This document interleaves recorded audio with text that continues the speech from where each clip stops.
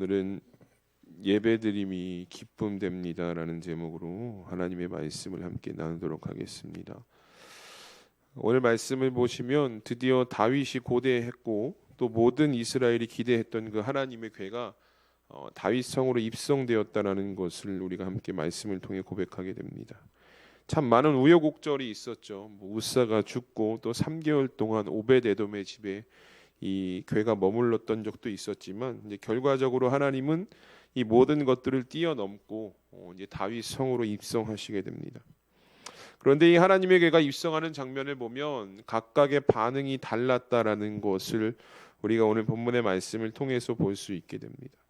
왜 이들의 반응이 다를 수밖에 없었는지, 그리고 이들의 반응을 우리가 예배적인 관점에서 한번 살펴보고자 하는데요.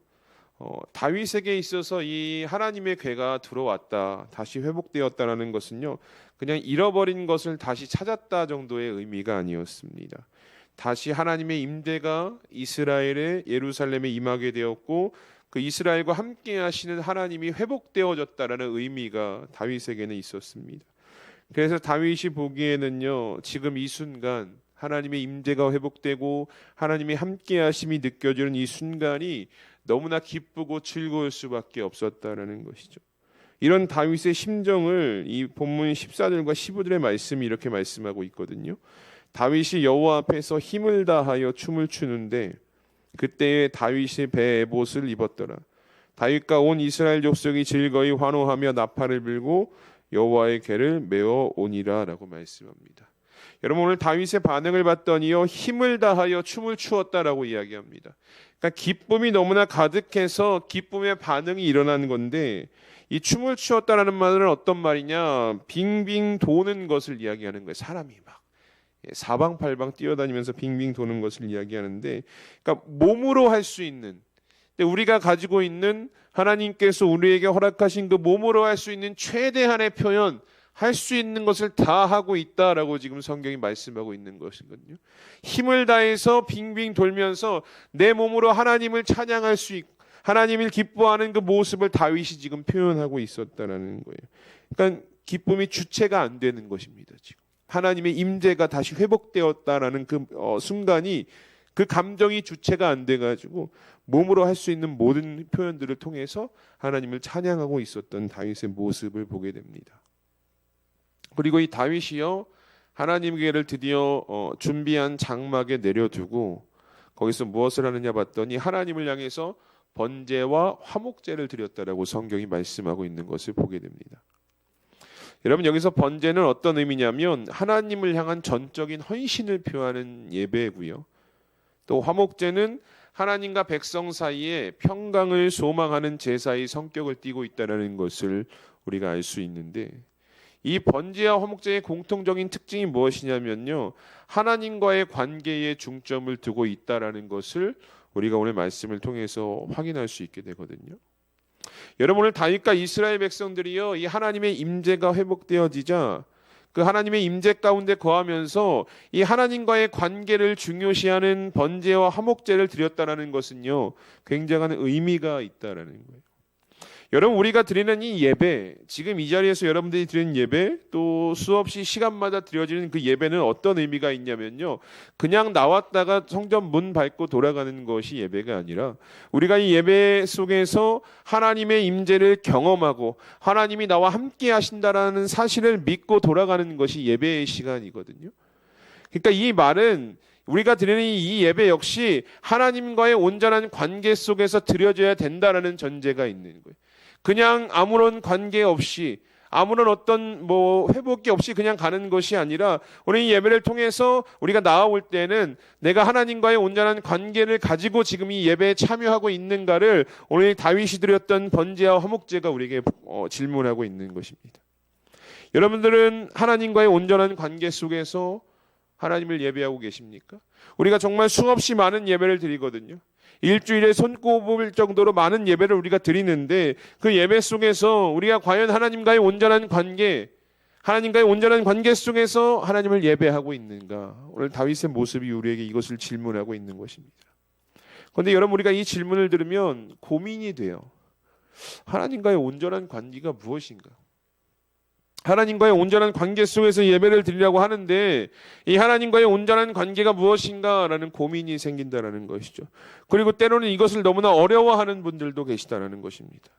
그런데 여러분, 이 하나님과의 온전한 관계는요, 그렇게 어려운 것이 아닙니다. 여러분, 인간은 죄악으로 인해서 하나님과의 관계가 깨어진 존재들입니다. 그러니까 오늘 저와 여러분들은 아담이 지었던 죄로 인해서요, 하나님과의 관계가 깨어진 자들이었다는 거예요. 이 깨어졌다라는 것은요, 뭐냐, 우리가 할 수 없다는, 우리의 힘으로 이 관계를 회복시킬 수 없다라는 의미가 있는 것입니다. 그러니까 이 관계가, 하나님과의 관계가 회복되어지는 것은요, 우리에게는요, 불가능의 영역이었다라는 거예요. 우리의 힘으로 할 수 없는.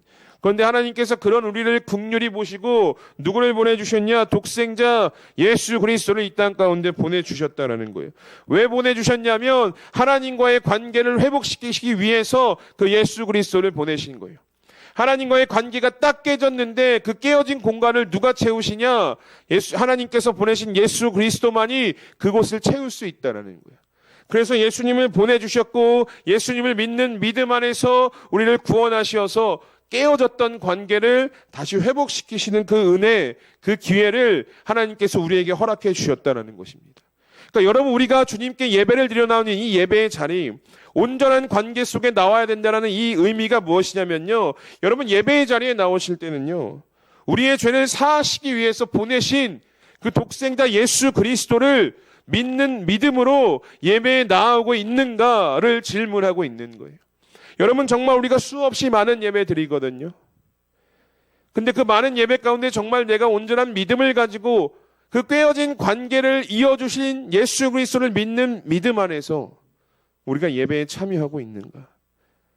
아니면 그냥 습관적으로, 아니면 의무적으로 우리가 예배에 나오고 있지는 않는가? 우리의 예배를 여러분 돌아보실 수 있어야 한다는 거예요. 예수 그리스도를 향한 믿음이 없이 그냥 나와 있는 예배는 어떤 의미냐면요, 그냥 종교적 의식 행위인 거예요. 종교 생활하는 것처럼. 그래서 여러분, 우리가 예배 자리에 나올 때는요, 어떤 예배든지요, 예수 그리스도를 믿는 믿음을 의지해서 이 자리에 서셔야 한다라는 것입니다. 여러분, 오늘 어떤 마음으로 이 예배 자리에 나오셨습니까? 여러분, 그래서 교회에 오면요, 무엇 강조합니까? 예수 계속 강조하는 거예요. 이 강단에서, 찬양에서, 기도에서 이 예배의 모든 어떤 요소들을 보면 계속해서 강조되어지는 것이 뭐냐? 예수님만 강조되어지는 것입니다. 왜 그렇습니까? 예수님 아니면 하나님과의 온전한 관계가 회복이 안 되거든요. 예수님 아니면 우리가 하나님 앞에 나아갈 수 없다라는 것입니다.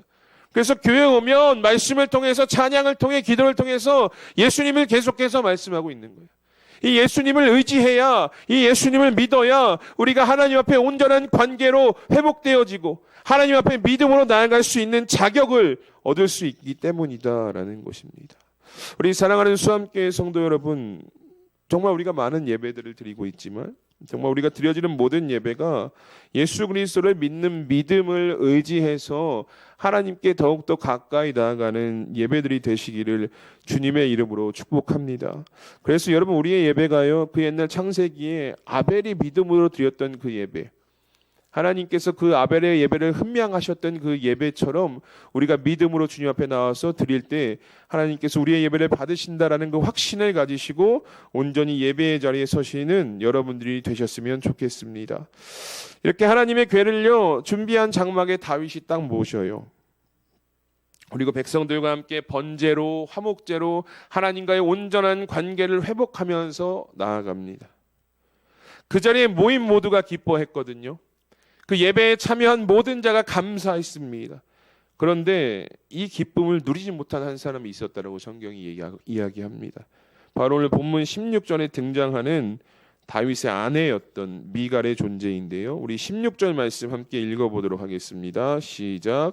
여호와의 궤가 다윗 성으로 들어올 때에 사울의 딸 미갈이 창으로 내다보다가 다윗 왕이 여호와 앞에서 뛰놀며 춤추는 것을 보고 심중에 그를 업신 여기니라. 아멘. 다윗이 막 너무나 기뻤잖아요. 14절 15절 말씀을 보면 옷이 벗겨지는지도 모르고 막 그 앞에서 춤추고 기뻐했다라고 성경이 말씀하는데, 그 모습을 그의 아내 미갈이 저 성 위에서 찬찬히 내다보고 있는 거예요. 근데 그냥 내다본 것이 아니라 미갈의 마음에 어떤 마음이 있었냐면 업신여기는 마음이 있었다라는 것을 이야기합니다.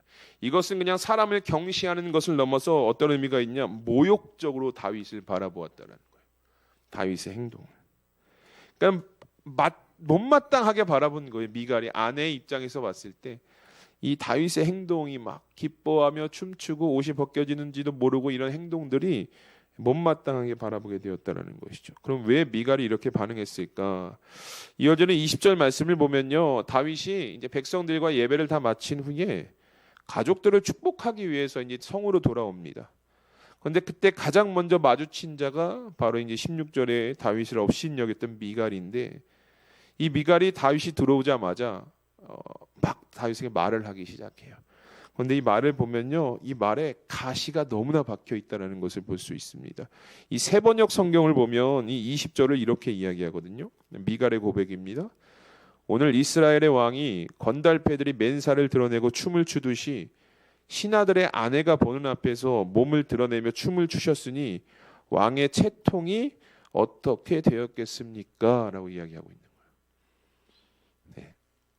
건달패들이 맨살을 막 드러내고 춤추는 것처럼 왕이 오늘 그렇게 행동했다. 당신에게서 왕의 채통을 찾아볼 수 없었다라고 막 책망하는 거예요. 그러니까 집에 들어오자마자 바가지를 막 긁는 거예요. 미갈이 아내였던. 왕이 돼서 어떻게 그런 모습을 보일 수 있냐라는 거예요. 많은 신하들의 아내가 보고 있는데 어떻게 그런 모습을 보일 수 있냐. 왕으로서의 체면을 지켜야 되지 않겠느냐, 막 잔소리를 하기 시작했다는 것입니다. 그런데 이 소리를 가만히 다윗이 듣다가요, 다윗이 이렇게 반응하는데요. 오늘 21절과 21절, 22절 말씀 우리 함께 읽어보도록 하겠습니다. 시작. 다윗이 미갈에게 이르되 이는 여호와 앞에서 한 것이니라. 그가 내 아버지와 그의 온 집을 버리시고 나를 택하사 나를 여호와의 백성 이스라엘의 주권자로 삼으셨으니 내가 여호와 앞에서 뛰놀리라. 내가 이보다 더 낮아져서 스스로 천하게 보일지라도 내가 말한 바 계집종에게는 내가 높임을 받으리라 한지라. 아멘. 집에 들어오자마자 막 바가지 긁잖아요. 왜 그렇게 했느냐, 왕의 채통이 어디 있느냐 막 긁는데 다윗이 가만히 듣다가 한마디 합니다. 뭐라고 하냐면, 오늘 내 모습이, 당신이 업신여기는 그 내 모습은 내가 사람에게 보이려고 한 모습이 아니었다라는 거예요. 내가 사람에게 보이려고 한 것이 아니라 오직 나와 함께 하시고 그 하나님의 임재가 회복되어졌다는 그 감사하는 마음을 가지고 내가 하나님 앞에 내 전부를 내어놓어 즐거워하는 모습이었다라는 고백을 다윗이 미갈에게 전하게 됩니다. 여러분 어떻게 생각하십니까? 오늘 이 다윗의 고백을, 왕답게 하나님의 임재를 누려라라는 것이 미갈의 어떤 말이었거든요. 어떻게 보면 사실 이것도 틀린 것 같지도 않지만 오늘 이 미갈의 말과 다윗의 고백이 참 예배의 자리에서는 우리에게 많은 것들을 생각하게 합니다. 왕답게 하나님의 임재를 누릴 수 있지 않느냐. 근데 여러분 이 미갈의 생각을요 단번에 파괴할 수 있는 질문이 하나가 있는데 바로 무엇이냐면, 여러분들도 참 많이 들어보셨을 것인데 우리가 드리는 예배는 누구에게 드리는 예배입니까? 라는 이 질문이 이 미갈의 생각을 완전히 파괴할 수 있거든요. 여러분 오늘 다윗의 고백 21절과 22절의 다윗의 고백을 통해서 우리는 예배의 본질을 발견할 수가 있는데, 여러분 예배의 본질은 무엇이냐면 21절 서두에 다윗이 이렇게 고백하거든요. 이는 여호와 앞에서 한 것이라라고 고백해요. 이는 여호와 앞에서 한 것이라. 여러분 예배는요 하나님 앞에서 하는 것입니다. 예배는 하나님만 바라고 하나님께 전적으로 드리는 거예요. 근데 미갈은 그렇게 생각하지 못했다라는 것이죠. 미갈은 왕으로서 체면을 지키고 사람들의 시선을 신경 쓰면서 그렇게 하나님의 임재를 누릴 수 있지 않느냐라고 지금 이야기하고 있는 거예요. 왕이면 왕답게 행동하라 이거였어요. 하나님도 신경 쓰면서 사람도 좀 신경 써 이렇게 이야기하고 있는 것이죠. 여러분 예배의 본질은 그게 아닌 거예요. 예배는요 하나님만 신경 쓰는 것이 예배인 거예요. 우리가 이 자리에 나와서요 예배를 드린다고 하면 하나님께만 집중해야지 사람에게 신경 쓰면서 이것은 예배가 아니라는 거예요. 우리가 사람에게 신경 쓰면서 하나님께 예배한다, 미갈의 생각과 다를 게 없다라는 것이죠. 여러분 제가 학부 딱 대학교 입학하고 저희 이제 신학대학교니까 신입생 수련회를 딱 합니다. 영성 수련회라고 해서 한 3박 4일 부흥회를 이렇게 해요. 저는 막 이제 어떤 대학 신입생이니까 20살에 막 기쁜 마음으로 그 예배에 참석을 했는데 수련회. 근데 딱 참석하자마자 이제 막 찬양으로 이렇게 우리가 예배 드리는 것처럼 찬양으로 막 이렇게 시작을 합니다. 근데 그때부터 제 안에 낯설음이 막 생기기 시작하는 거예요. 뭐였냐면 지금은 그렇지 않는데 예배 딱 들어갔는데 많은 이제 학생들이 막 손을 들고 찬양하고 막 눈물을 흘리면서 찬양하는 이 모습이 제 안에 굉장한 낯설음으로 다가왔다는 거예요. 왜냐면 저희 교회는 제가 이제 섬기던 교회에서는 그동안 그런 모습은 없었거든요. 그냥 찬양하면 앉아서 박수 치면서 부르는 것 정도 이런 수준이었는데 막 손을 들고 때로는 막 율동도 하라고 그러고 때로는 눈물 흘러가면서 아무도 신경 쓰지 않고 드리는 그 예배가 저한테는 굉장히 낯설음으로 다가왔다는 것이죠. 근데 왜 제 안에 이런 낯설음으로 다가왔는가? 그 순간 좀 생각해 보니까 제 안에 예배에 대한 자유함이 없었다는 거예요. 손을 들고 찬양하면 누가 나를 어떻게 볼까? 눈물 흘리고 찬양하면 누가 나를 어떻게 볼까? 이런 정말 쓸데기 없는 생각이 제 안에 가득 차 있었다는 것을 그 순간 깨닫게 되었거든요. 내가 예배를 드리러 지금 이 자리에 나와 있는데 누구에게 집중하고 있지? 이 질문이 딱 저에게 던져지는 거예요. 여러분들은 어떻습니까? 오늘 다윗의 고백도 사실 이런 거거든요. 예배는 사람 보고 드리는 것이 아니라는 거예요. 그냥 나를 구원하신 그 은혜가 있잖아요. 나를 구원하신 그 은혜, 오늘 회복되어진 거 하나님의 임재, 그것이 주는 기쁨만을 가지고 하나님만을 바라보고 나아가 전적으로 다윗이 고백하며 춤추며 하나님을 바랬다는 것이죠. 그래서 21절에 다윗이 이렇게 고백하잖아요. 그가 나를 택하사 나를 여호와의 백성 이스라엘의 주권자로 삼으셨으니 내가 여호와 앞에서 뛰놀리라. 내가 이보다 더 낮아져서 스스로 천하게 보일지라도 나는 그리하겠다라고 이야기합니다. 나는 사람 신경 안 쓴다라는 거예요. 이게 우리가 오해하면 안 될 것이 사람 막 다 무시해가면서 관계 무시해가면서 하나님만 집중하라 이것이 아니라 예배의 자리에서 우리가 오늘 이 예배를 드린다면 이 예배를 받아주실 분이 누구신가 이것을 확실히 다윗이 고백하고 있다라는 것이거든요. 왕으로 체면 차리기 전에 나는 하나님 앞에서 어린아이다라고 고백하고 있어요. 하나님께서 나를 아무 보잘것없었던 목동이었던 나를 택하셔서 기름 부으셔서 왕으로 세우신 그 은혜가 하나님 앞에 서니까 너무나 감격스러운 거예요. 그 은혜가 너무나 감격스러우니까 왕이고 뭐고 다 내려놓고 그냥 어린아이처럼 즐거이 하나님을 부르며 하나님만 바라며 그 기쁨과 감격을 누리겠다는 것이 다윗의 고백이었거든요. 여러분 제가 앞서 말씀드렸지만 우리는 이 예배의 자리에 나오실 때 나를 구원하신 그 은혜에 힘입어 이 자리에 나오는 것입니다. 그 은혜가 있었기 때문에 오늘 우리가 이 예배의 자리에 설 수 있는 것인데 여러분 이 예배의 자리에서 나를 구원하신 그 은혜에 감격하여서 우리의 예배가 하나님을 향하고 있는 예배인가 하나님만 바라는 예배인가라는 것을 오늘 다윗의 고백 속에서 우리가 돌아보실 필요가 있다라는 것입니다. 하나님이 함께 하신다는 그 임재를 누리고 있는 예배인가. 이 웨스트민스터 소요리 문답을 보면 이런 이야기가 있습니다. 사람이 제일 되는 목적에 대해서 뭐라고 얘기하느냐. 하나님을 영화롭게 하고 영원토록 그분을 즐거워하는 것이 사람이 제일 되는 목적이다라고 이야기합니다. 저는 이것이 예배를 통해서 이루어진다라고 고백하거든요. 하나님을 영광스럽게 하고 그 예배 가운데에 하나님께서 우리에게 주시는 은혜로 영원토록 즐거워할 수 있다라고 고백할 수 있게 되는데 그러니까 여러분 예배는 내 체면 차려가면서 사람 하나하나 신경 써가면서 드리는 것이 예배가 아니라는 거예요. 내가 가지고 있는 모든 것 동원해서 하나님을 영화롭게 하는 것이 예배고 그분께서 허락하시는 기쁨과 즐거움으로 충만케 되어지는 것이 오늘 우리가 드리는 예배가 되어야 한다는 것입니다. 그래서 오늘 제목이 무엇입니까? 그래서 예배드림이 기쁨이 되는 거예요. 하나님만 바라보고 나갔을 때 그분이 주시는 은혜를 충만히 누리는 그 순간이 우리에게 기쁨이 되어진다는 것입니다. 제가 이제 중고등부들, 이제 청년들 함께 하고 있는데 이제 1년 조금 넘었거든요. 저는 이 아이들을 바라보면서 항상 마음에 소원하는 것이 하나 있습니다. 제가 처음부터 늘 올 때부터 교사들과 공유하면서 하는 거지만 기쁨으로 나왔으면 좋겠다라는 거예요. 이 아이들이. 어떤 이유에서 지금 막 보면 이제 부모님이 나가라 해서 나오는 아이들도 있을 것이고 그냥 억지로 이끌려 나와 있는 아이들이 참 많이 있거든요. 그런데 그런 모습이 예배가 아니라 예배는 나를 구원하신 그 하나님의 은혜 안에서 우리가 기쁨을 누리는 시간이다라는 것을 아이들이 인식했으면 좋겠다라는 마음으로 늘 기도하는 마음으로 그 자리에 서거든요.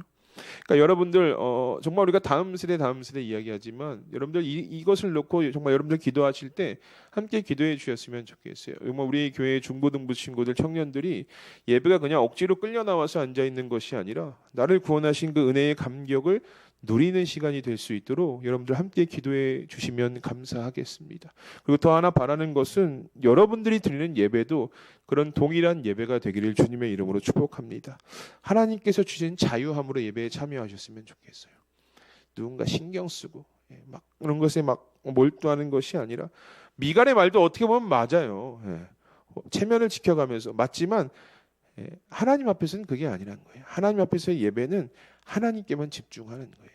우리가 드리는 수많은 예배가 있을 것이지만 그 수많은 예배 가운데 우리를 얽매이게 하는 것들이 참 많습니다. 사람과의 관계, 나의 삶 속에서 오는 어려움. 그러나 이런 것들이 예배에 들어오기 시작하면요, 하나님께만 집중할 수가 없게 됩니다. 그러니까 여러분 바라기는요, 정말 여러분들이 드리는 수많은 예배가 이제 앞으로 이어질 것이지만 그 예배 가운데 우리를 얽매이게 하는 것들은 다 주님 앞에 내려놓으시고